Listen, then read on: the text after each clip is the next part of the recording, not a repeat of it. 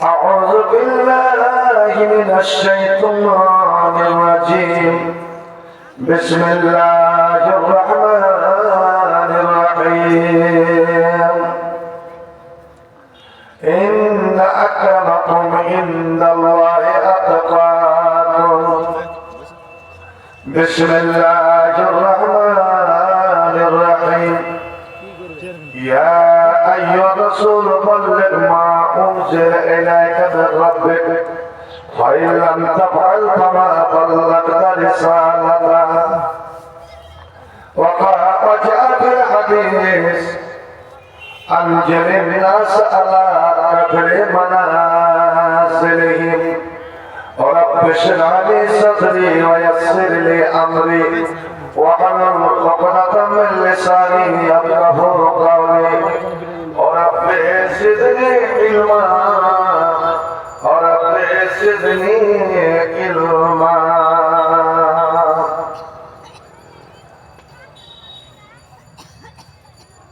خدا মেহেরবান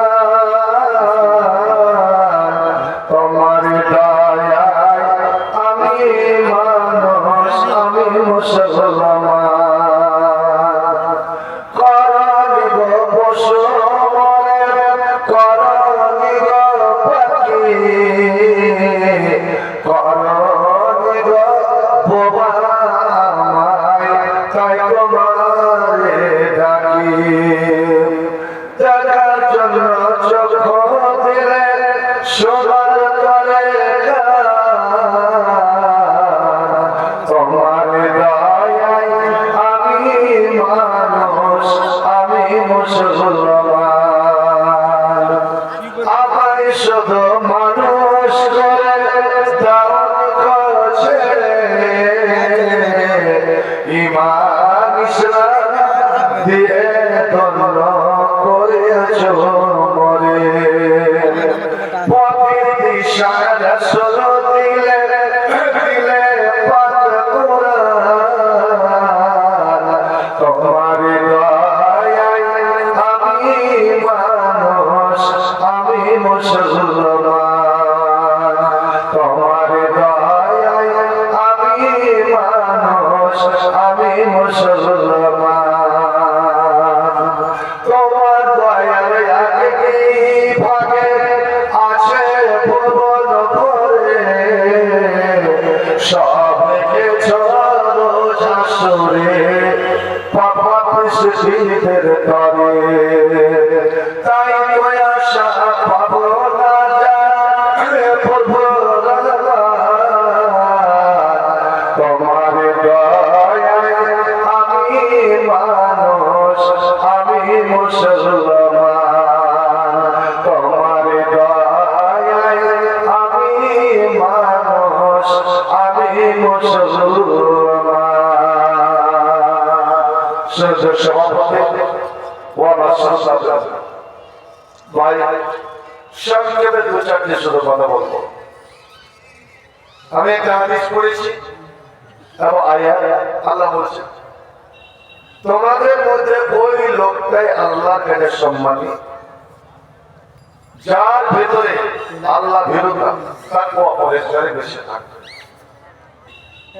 সে যেই শ্রেণীর যেখানকারই লোক হোক না কেন আল্লাহর কাছে মাপদণ্ড হলো তাকওয়া পরহেজগারি খোদা ভীরুতা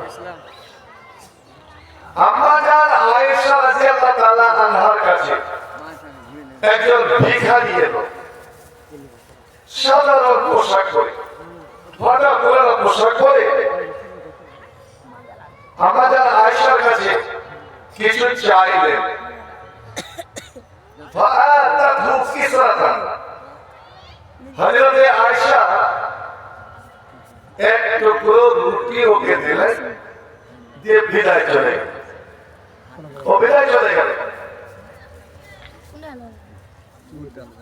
তারপরে পরে আর একজন ভিখারি চলে আসে এও ভিক্ষুক ও ভিক্ষুক কিন্তু এই লোকটা বেশ সুন্দর পোশাক আশাক পরে আছে চাকচিকন হয়ে আছে মনে হচ্ছে লোকটা আসলে ভিখারি নয় লোকটার অবস্থা ভালো ছিল, কিন্তু যে কোনো ভাগ্য দোষে, যেমন বন্যাতে আপনার রহিমারি বেলাইমারি এসব জায়গা বদলে দেওয়ার বড় বড় ধনীরা পথের ভিখারি হয়ে যায়, হঠাৎ এরকম হয়ে যায়। আমরা যারা আয়সা এই লোকটাকে সুন্দর করে বসতে দিলেন, খাবার দাবার দিলেন এবং আরো কিছু সুন্দর ভাবে দিয়ে ওকে বিদায় করলেন। এবার লোকেরা জিজ্ঞেস করলো, আমরা জানি ওটাও ভিখারি এটাও ভিখারি, ও আপনার কাছে ভিক্ষা চাইতে এসেছিল, এও ভিক্ষা চাইতে এসেছিল, ওকে আপনি এক টুকরো রুটি দিয়ে ওখান থেকে বিদায় করে দিলেন, আর একে আপনি বসিয়ে সম্মানের সহিত খানা দিলেন, পানি দিলেন, সুন্দরভাবে খাইয়ে দাইয়ে আরো কিছু দিয়ে বিদায় করলেন। এটা কেন? এই তফাৎটা কেন হলো? ভাই আমার একটা আমরা কথা বলি না, মানের মান, সম্মানের সম্মান রক্ষা করা, এটা হলো একটা ইসলামের নীতি। কিন্তু আজ ডিজিটাল যুগ, আজ হচ্ছে নকলের যুগ। আপনার নকলের দাম বেশি, ভেজালের দাম বেশি, আসলের দাম নাই। দেখবে যত জাকজমক ওর দামটা বেশি হবে, কিন্তু আসল জিনিসটা মানুষকে মূল্য দেয়। বেশি সাজসজ্জা করে থাকবে ওকে মূল্য, আসলের মূল্য কেউ দিতে জানে না। আম্মা জান আয়েশা বললেন, নবী করিম সাল্লাল্লাহু আলাইহি সাল্লাম বলেছেন, এই আমার উম্মতেরা আনজালিল্লা সালামান নাজিলিহিম, যে যে সম্মানের, যে যে মর্যাদার, যাকে আল্লাহ যেটা রতবা দিয়েছে, যাকে আল্লাহ যে সম্মানটা দিয়েছে, তোমরা তাকে সেই সম্মানটা দাও, তাকে সেই স্থানটা দাও। শিক্ষককে শিক্ষকের মর্যাদায় রাখো, ছাত্রকে ছাত্রর মর্যাদায় রাখো, বাবাকে বাবার স্থানে রাখো, শ্বশুরকে শ্বশুরের স্থানে রাখো। বাবার স্থানে শ্বশুরকে পৌঁছে দিও না, ভাইয়ের জায়গাতে সারা সম্বন্ধীকে পৌঁছে দিও না, বোনের জায়গাতে তোমার স্ত্রীকে তুমি পৌঁছে দিও না, তোমার মায়ের জায়গাতে তোমার শাশুড়িকে পৌঁছে দিও। ভাই আঞ্জলিক দাস আল্লাহ মানাজিলিহিম, আল্লাহ নবীর কাছে ৭০ জওয়ান বন্দী এলো বদরের যুদ্ধে, ৭০ জনই কাফের, তার মধ্যে নবীর চাচাও আছে এবং নবীর জামাই আবু আসও আছে। জামাইও বন্দী, চাচাও বন্দী, আরো চাচারা ভাইয়ের বন্দী, ৭০ জন। প্রচন্ড গরমের দিন, কার শরীরে কাপড় চোপড় নাই, কিন্তু এদের মধ্যে একজনই বয়স্ক, তিনি হচ্ছেন নবীর চাচা হযরত আব্বাস রাদিয়াল্লাহু তাআলা আনহু। আল্লাহ নবী ৬৯ জন এবং নিজের জামাইয়েরও কথা বলছেন না। নবী আমার এলান করলেন, এ মদিনার লোকেরা, এরে আমার সাহাবায়ে শোনো, আমার চাচার শরীরে কাপড় নাই, আমার চাচার পরে কাপড় নাই, বিশেষ করে আমার চাচার জামাটা ছেড়ে গিয়েছে, নষ্ট হয়ে গিয়েছে, উলঙ্গ শরীরে আছে। তোমাদের মধ্যে কে আছে আর যদি আমার চাচাকে কেউ একটা নিজের জামা পরিয়ে দেয়? কারণ হযরত আব্বাস যেমন লম্বা ছিলেন তেমনই মোটা ছিলেন, কারি জামা পাঞ্জাবি কুর্তা ও শরীর হবে না। যেমন আমার সভাপতি সাহেবের যদি আমি পাঞ্জাবি আমি গাইবি তা আমার দেওয়া হয়ে যাবে, আর আমারটা যদি গায়ে গায় তাহলে জুব্বা হয়ে যাবে, হবে না ভাই? তো আব্বাসের শরীরে কারি জামা উঠছে না। মদিনাতে একটাই লোক ছিল যে একদম হাইটে সব একটা আব্বাসের বানাবো, মাথাতেও শরীরে, কিন্তু লোকটা ছিল ইসলামের দুশমন, নবীর দুশমন, মুসলমানের দুশমন, আল্লাহর দুশমন, মুনাফিকদের সর্দার। নবী আমার বললেন, আজ আমার চাচাকে যে একটা জামা দান করবে, পাঞ্জাবি দান করবে, আমি নবী মুহাম্মদ কথা দিচ্ছি বিপদের দিনে ও যেদিন মারা যাবে আর আমি যদি বেঁচে থাকি তো আমি আমার শরীরের পবিত্র কুর্তা, আমি আমার শরীরের পাক জামাটা ওকে আমি দান করে দেব। আমি আমার জামা আমার পাঞ্জাবিতে ওকে আমি কাপড় পরাবো। সুবহানাল্লাহ। আর নবীর কাপড়, নবীর লুঙ্গি, নবীর জামা যদি কাউকে শরীরে লেগে যায় তো বন্ধুরে আমার ওই কাপড়টা যতদিন থাকবে ততদিন আল্লাহ আযাব থেকে সে বেঁচে থাকবে। চাচার কথা বললেন, চাচাকে সম্মান করলেন। আব্দুল্লাহ বিন উমাইয়া বিন সালুল মুনাফিক হলে কি হবে? ওর মরণ বলে একই ছিল যে আমার মরণের সময় যদি মুহাম্মদ তার জামাটা দেয় আর এর বরকতে যদি আমি কবরের আযাব থেকে রক্ষা পাই তো আজ আমার জামাটা দিলেই বা কি হবে? আব্বাসকে দিয়ে দিলেন। ভাই নবীও কথা রাখলেন। এই আব্দুল্লাহ আমার নবীকে একবার নয় দুইবার নয় সারা জীবন নবীকে যন্ত্রণা দিয়ে গেল, নবীকে কষ্ট দিয়ে গেল, এবং নবীর ব্যাপারে বিরাট বিরাট বড় বড় কথা বললো। আল্লাহ রাব্বুল আলামিন অবশেষে রাগ করে বলছেন, হে প্রিয় নবী, তুমি এই মুনাফিকের জন্য আমার কাছে ক্ষমা চাও বা না চাও, যদি 70 বার 100 বার করে তুমি যদি ক্ষমা চাও আমি এই বদমাশের মধ্যে আমি মাফ করব না।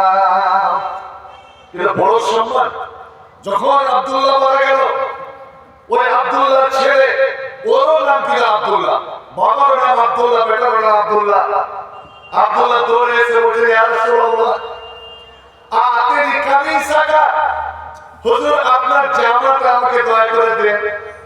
আমার নালায়েক বাবা, আমার দুষ্ট দুরাচার বাবা মারা গেছে, আমি জানি যে কবরে ওকে পকড়াও হবে, কিন্তু আপনার জামা আপনার পাঞ্জাবির বরকতে যদি কিছুটা রক্ষা হয় আর আপনি দয়া করে চলে আপনি জানাজা পড়ান।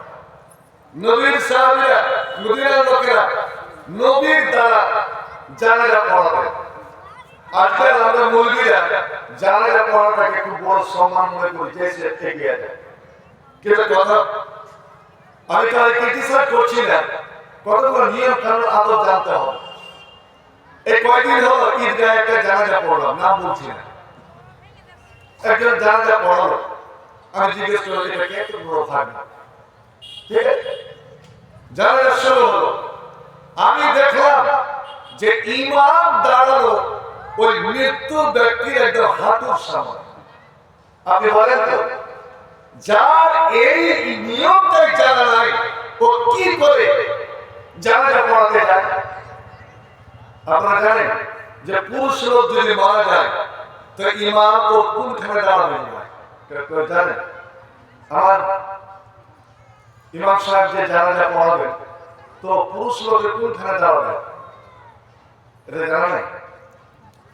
পুরুষ লোকের মাথার সামনে, একটু মাথাটা এগিয়ে থাকবে, এই সামনে দাঁড়াবে ইমাম, মাথার সামনে। আর মেয়ে ছেলে যদি হয় তাহলে আলা কষ্টে ওর মধ্যখানে, যেন ইমাম সাহেব ওই মেয়েটাকে অনেকটা মুক্তাদি থেকে আর করে দেয়। এটাই হলো সুন্নাহ, এটাই হলো নিয়ম। আরেকজন পুরুষ লোকের জানাজা পড়াচ্ছে, হাঁটুর সামনে উচিত, এটা হাঁটুর সামনে দাঁড়ালো। আমার মনে হলো, আমার সেদিন জানাজাটা হলো কি হলো না বলতে পারবো না, মনে হলো যে মামা ছেড়ে দিয়ে ওকে একটু ওদিকে টেনে চলে যায় মাথা দিয়ে, ফের দিতে আমি মামা ছেড়ে দিতে, সবাই তো মামা ছেড়ে দিতে হবে। তো আল্লাহ নবীকে বললেন, হুজুর আপনি এসে জানাজাটা পড়াবেন। কারণ সবারই বিশ্বাস যে নবী যদি একবার দোয়া করে দেন তাহলে ইনশাআল্লাহ ক্ষমা হয়ে যাবে। নবী কাউকে দুঃখ দিতে জানতেন না। নবী বললেন, ঠিক আছে আব্দুল্লাহ তুমি যাও, আমি যতক্ষণ না আসবো তোমার বাবাকে কাফন পরাবে না। আমি যতক্ষণ না আসবো ততক্ষণ তোমার বাবার যেন জানাজা না হয়। আমি যতক্ষণ না আসবো তোমার বাবাকে কবরে যেন নামানো না হয়। নবী গেলেন, এবার কাফন যখন পরানো হলো, আল্লাহ নবী যেমন মুর্দা মরা মানুষকে সুরমা লাগায় আমার মা বোনেরা, নবী আমার মুখে পবিত্র থুতু নিলেন, আর থুতু নিয়ে একটু তার চোখে মুখে লাগিয়ে দিলেন। কিসের জন্য? যে নবীর থুতুর বরকতে এই মুনাফিক যেন আযাব থেকে বেঁচে যায়। সুবহানাল্লাহ। নবী নিজের জামাটা ওর শরীরের সঙ্গে লাগিয়ে দিলেন, শরীরের সঙ্গে লাগিয়ে দিলেন। কি নিয়ে দেয় যে আল্লাহ, কারণ নবী আমার চাইলেন যে আল্লাহ যতই আমার বড় দুশ্মন হোক না কেন, আমার সঙ্গে যতই দুশ্মন করুক না কেন, রাব্বুল আলামিন একটা তোমার বান্দাকে যেন আযাব না হয়। আল্লাহ সবাই যেন মাফ পেয়ে নেয়, সবাই যেন ক্ষমা পেয়ে নেয়। আমি চোখের সামনে আল্লাহ তোমার কোন বান্দা আযাব পাবে এটা আমি নবী মুহাম্মদ সহ্য করতে পারবো না। নবী জামাটা পরিয়ে দিলেন। এবার নবী জানাজা পড়াতে যাবেন, দাঁড়িয়ে গেছে, আর পিছন থেকে হযরত ওমর নবীকে টানছেন, কাইফা তুসাল্লি আলাইহি, হুজুর আপনি কেমন করে এই বদমাশের জানাজা পড়বেন? এই লোকটা আপনার এই ক্ষতি করেছে, এই ক্ষতি করেছে, ওই ক্ষতি করেছে, অনেকগুলো গলিয়ে দিলেন। এবং শেষের বেলা হযরত ওমর নবীকে স্মরণ করাচ্ছেন, নবী গো আল্লাহ নিজে বলছে, এ নবী তুমি এই মুনাফিকের জন্য আমার কাছে ক্ষমা চাও বা না চাও, ইস্তিগফার করো, আমার তাসবিহ তুমি ক্ষমা চাও বা না চাও, ওয়ালা ইস্তাগফার 70 মাররা, এ নবী তুমি যদি 100 বার ক্ষমা চাও তবু আমি আল্লাহ একে মাফ করব না। হুজুর আল্লাহ বলছেন মাফ করব না, আর আপনি কেন জানাজা পড়বেন? আল্লাহ নবী হযরত তোমাকে ধাক্কা দিয়ে দিচ্ছেন, আর বলছেন মা তুমি সরে যাও, তুমি সরে যাও, আমার জানাজা পড়তে বাধা কিসে? কারণ আল্লাহ ৭৭ বার বলেছে, তো আল্লাহ ৭৭ বার কথা বলেছে। আমি যদি জানতে পারি যে ৭১ বার ৭২ বার যদি আমি আল্লাহর কাছে ক্ষমা প্রার্থনা করি তো আল্লাহ একে মাফ করে দেবে, তারই সবার এর জন্য আমি ক্ষমা চাইবো। সুবহানাল্লাহ, সুবহানাল্লাহ। ভাই আমার, মানুষের বয়সের একটা মর্যাদা আছে। দুটো লোক গিয়ে তার মধ্যে ছোট্ট ছেলেটা খুব ফুটফুটে, ও দৌড়িয়ে নবীর সঙ্গে কথা বলতে যাচ্ছেন, কথা বলতে গেছে, নবী ধমক দিয়ে বলছে কাব্বিরিল কুবরা, এই ও তোমার গুরুজন তোমার বড়কে কথা বলতে দাও, তোমার বড়কে কথা বলতে দাও, তুমি থাকো। সালাম, সালামটা হচ্ছে বড় দোয়া। মুসলমানের মধ্যে যতদিন সালামের লেনদেন বেশি বেশি সালাম প্রচার হবে, এই মুসলমানের উপরে আল্লাহ দয়া, আল্লাহ ভালোবাসা হবে। আর যারা সালাম কালামটা ছেড়ে দিয়েছে, সালাম বেশি বেশি করে দেওয়াটা জান্নাত যাওয়ার একটা কারণ।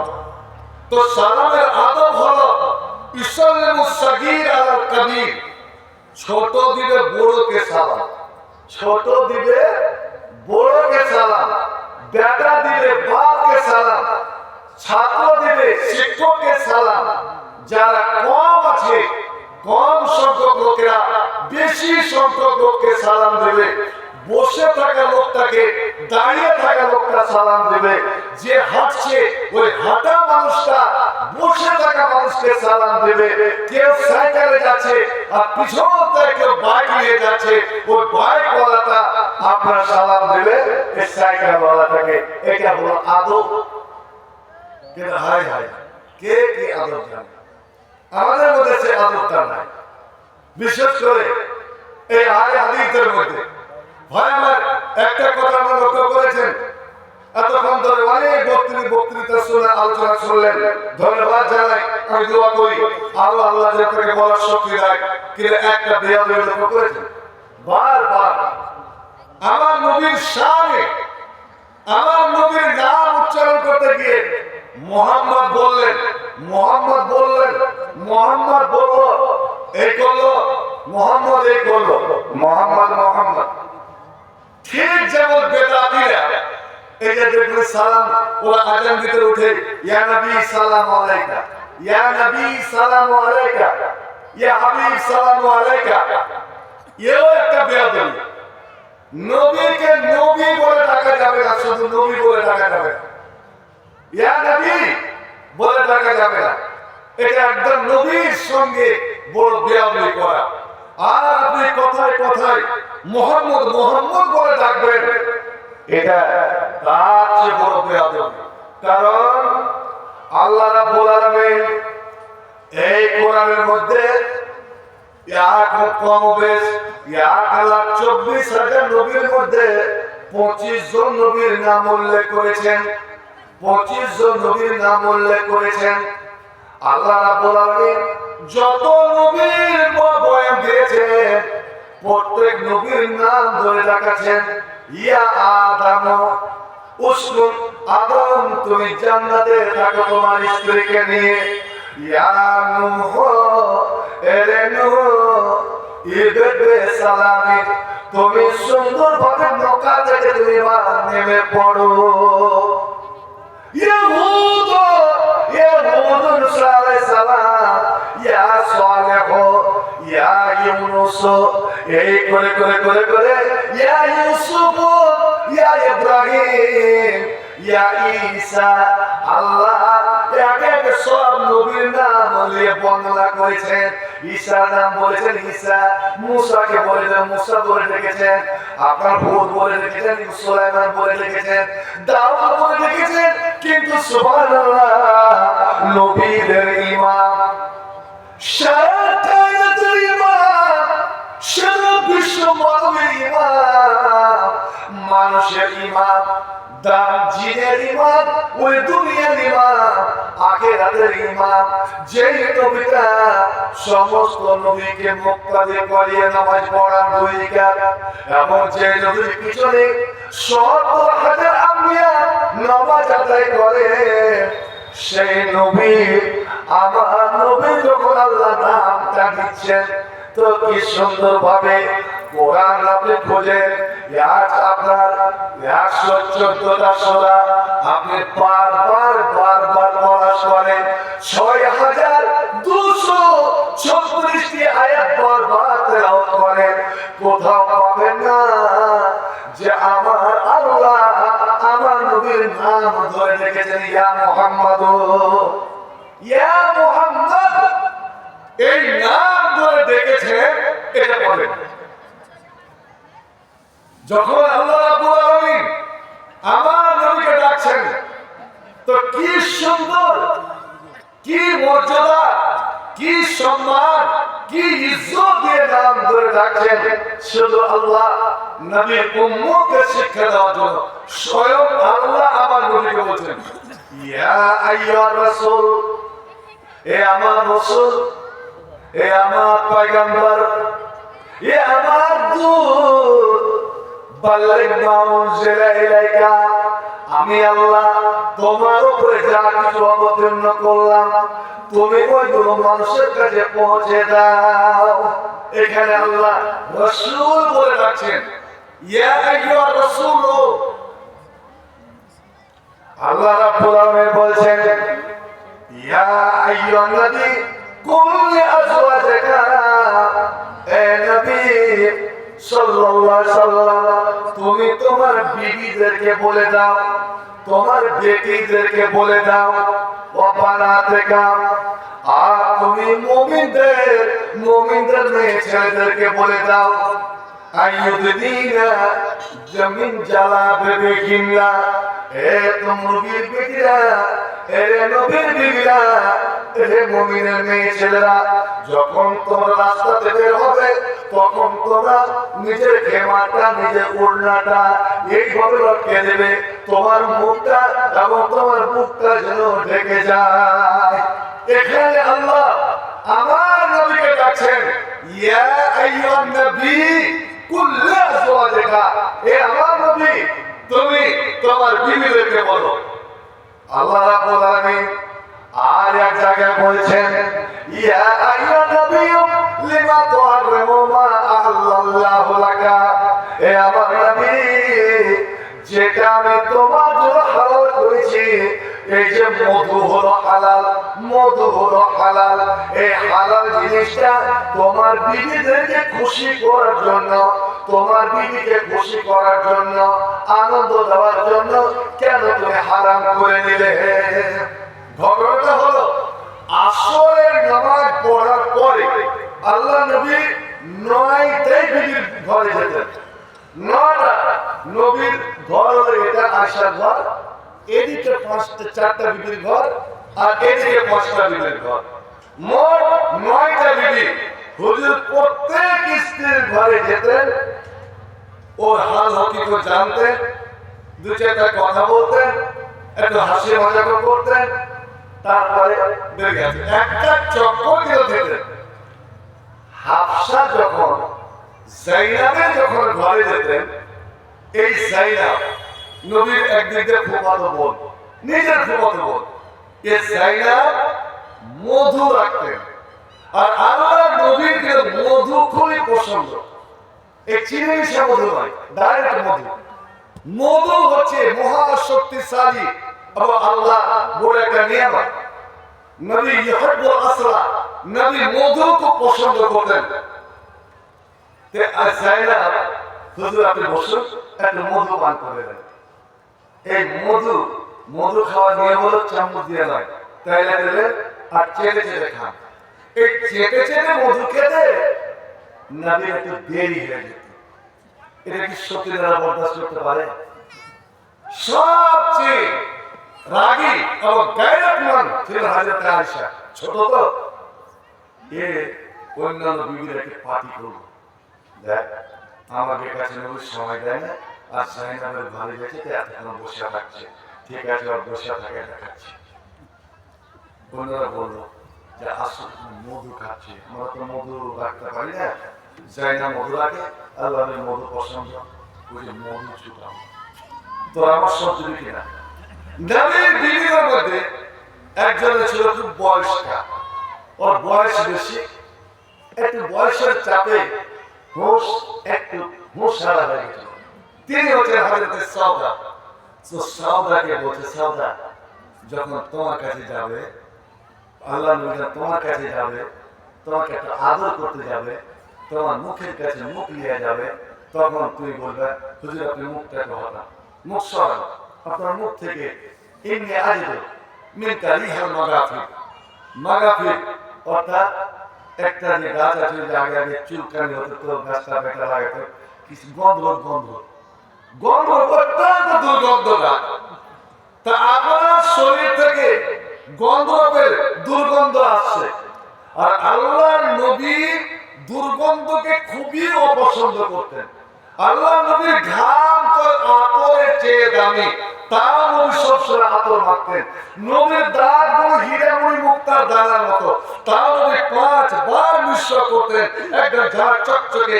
নবীর থুতু, নবীর লালা যে ছিটকে পড়তো, তো মনে হতো মতির দ্বারা পড়ছে, কোনদিন মাটিতে পড়তো না। সাহাবায়ে কেরামরা এইভাবে হাতে নিয়ে নিতেন এবং শরীরে মাখতেন। ভাই আমার, তবুও নবী কেন, যখন জিজ্ঞেস করা হলো হুজুর আপনি এত নিঃস্ব, এত দাঁতল করেন কেন, তো নবী বলতে দেখো কোন সময় আদর্শ আর ভালোবাসা দিতে গিয়ে আমার স্ত্রী যেন আমার মুখ থেকে গন্ধ যেন না পায়। এবার বলেন তো